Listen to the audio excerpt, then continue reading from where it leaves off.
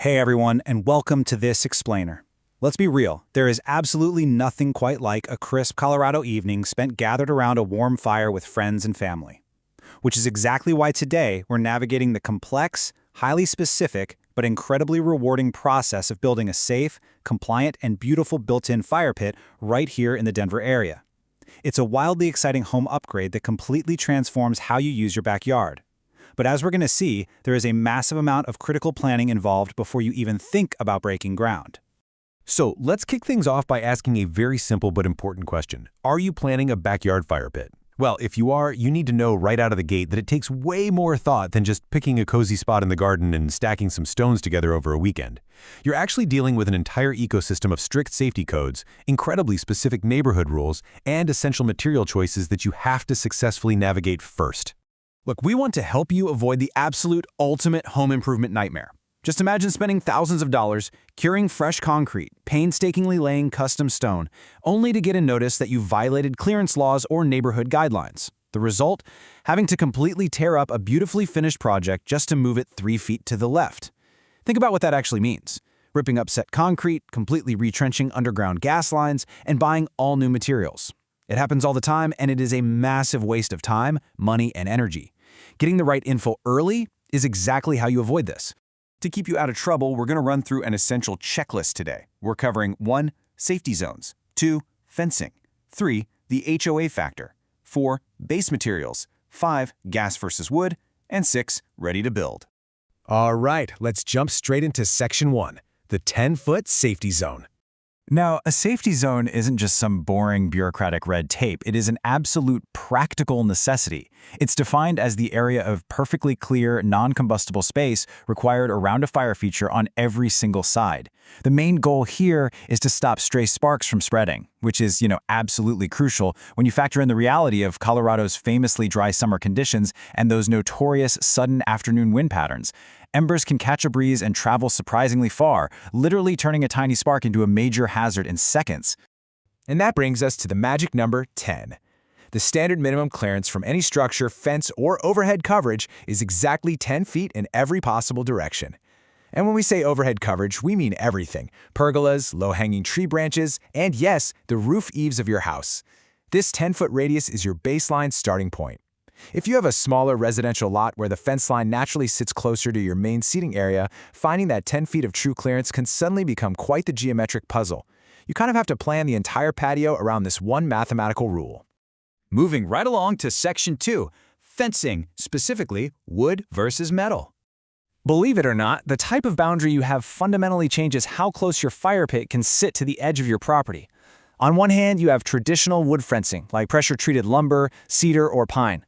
Wood obviously carries a high risk at close range. But it's not just from direct sparks. Repeated intense heat exposure actually bakes and weakens the structural integrity of the wood over time. You absolutely must maintain that 10-foot minimum.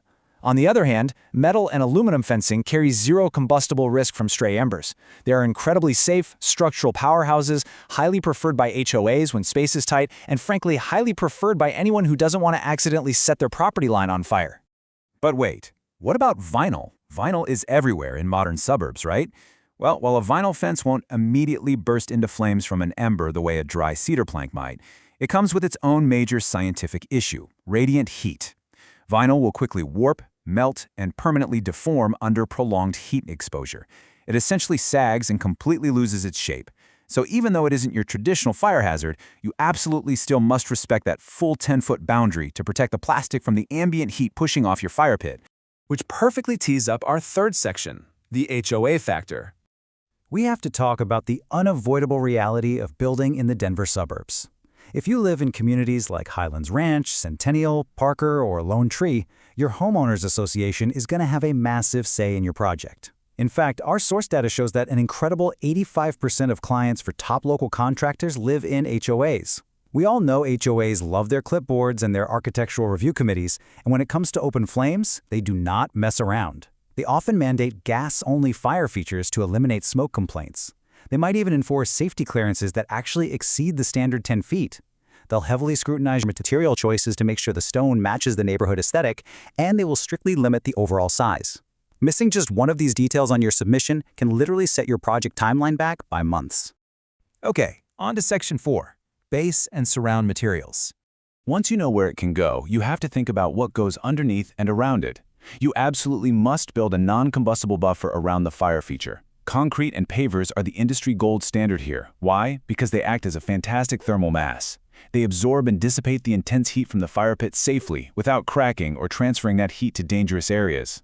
High-quality gravel and stone offer similar benefits. Conversely, you must keep sneaky fire hazards like dry grass, landscaping mulch, and bark far, far away from the safety zone. A rogue ember blowing into a bed of dry bark mulch on a windy Tuesday night is exactly how a relaxing evening instantly turns into a 911 emergency. Here's a crucial piece of practical advice for anyone looking to upgrade. Yes, an existing concrete or paver patio can usually physically support the weight of a new fire pit. However, if you don't already have a natural gas line stubbed into that specific location, retrofitting one is incredibly labor-intensive.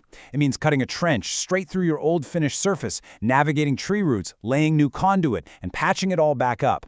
It is absolutely doable, but it requires a specialized site assessment, and it's going to significantly increase your overall costs compared to just planning ahead and doing a gas rough-in during an original patio pour. That actually leads us right into Section 5, gas versus wood burning. Choosing your fuel type is a major lifestyle decision. Gas is widely considered the most practical, HOA-friendly choice for Denver properties. You get highly controlled flame behavior, zero spark risk, and almost zero maintenance, meaning no scooping out wet, gross ash the next morning. It is an absolute lifesaver in tight spaces. Wood burning, on the other hand, gives you that unparalleled, authentic traditional campfire feel. You get the snap, the crackle, the smell, and the ability to perfectly roast marshmallows over real embers. But because it produces those live sparks, a wood-burning pit demands a substantially larger yard to safely maintain those 10-foot clearances on all sides without endangering your home or your neighbors. And finally, Section 6, Ready to Build?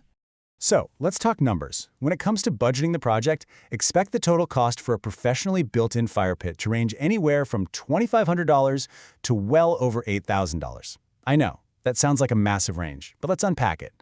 The cost depends entirely on the size of the feature, whether you're using basic block kits or premium custom masonry for the surround, the quality of the brass burner systems, and crucially, the linear feet of underground gas line trenching we just discussed. A pit huddled right next to the house costs far less to fuel than one sitting 50 feet away at the back of the lot. Because this entire process is so intricate, the data shows that who you hire is absolutely vital to a successful build. For example, looking at our source material, Denver Patio Masters holds a 4.8-star Google rating out of 194 verified reviews. A major differentiator for top-rated local experts like this is that they don't just pour the concrete and walk away. They manage the entire complex life cycle of the project, including putting together the blueprints and handling all of that notoriously frustrating HOA submission paperwork for you, ensuring every code is met before a shovel ever hits the dirt. And listen to this quote, because it should give you ultimate peace of mind. When evaluating contractors for a permanent backyard structure, warranties are a massive indicator of foundational quality. In this specific local market, Denver Patio Masters stands out as the only contractor offering a lifetime warranty on all their work. And yes, that includes their fire pit installations. That means if the craftsmanship fails, the stone shifts, or the installation proves faulty, they will come back and fix it at no additional charge. That type of guarantee is huge when you're investing thousands of dollars into your property. Awards and rapid growth are usually a very strong sign of operational reliability in the construction industry. Their recognition as a 2025 Best Outdoor Living Contractor and their really impressive placement on the Inc. 5000 list highlights the distinct benefit of hiring a single cohesive team. When one trusted company handles your entire outdoor space from start to finish, the whole shebang, the fire pit, the paver patio, the overhead pergola, and the structural retaining walls, the design is cohesive, the scheduling is completely streamlined, and the safety zones are flawlessly integrated. So, armed with the insights from this explainer, you now know the true, comprehensive scope of taking on this project. So I'll leave you with this. Will your fire pit become a safe, beautiful, stress-free haven for your family to enjoy all year round, or a costly code violation waiting to happen? The difference lies entirely in your preparation and planning. Thanks for joining me on this explainer. Start mapping out those safety zones, and happy building!